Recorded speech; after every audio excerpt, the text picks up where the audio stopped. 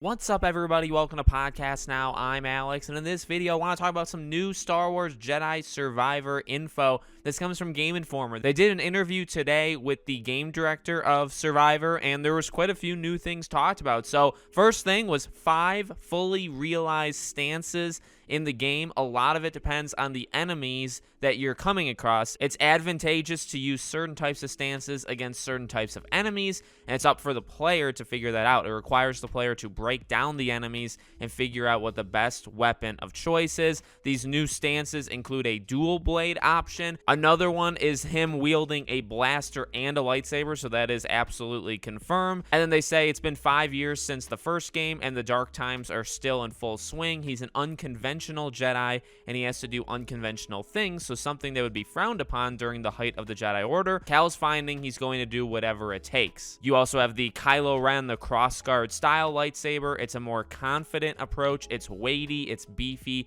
but you have to be very measured on how you use it because the timing windows are longer with the blade. Then they also talk about the mercenary friend, that he is actually going to be an AI companion. He'll also have story implications, so he'll be part of the story, but he's also going to be somebody who follows you around from time to time. He'll aid in combat as well as traversal, and it'll also include new mechanics for that, allowing for greater flexibility and exploration. This includes using an ascension cable for climbing and crossing distant points, and his ability to tame and ride mounts. They talk about it's a much wider Metroidvania approach. Cal can cross huge gaps by chaining several types of skills together, but it's also about how we approach these mounts and how they're used to negotiate and dominate the world. There's new enemies, and there's also going to be a new planet that's going to be a pretty integral thing in the game. And then Game Informer goes on to say that it looks visually amazing. Ray tracing, they saw it in ray tracing as well. So awesome. I mean, a bunch of new details there. The game looks phenomenal. I've said it before, the trailer they showed at the Game Awards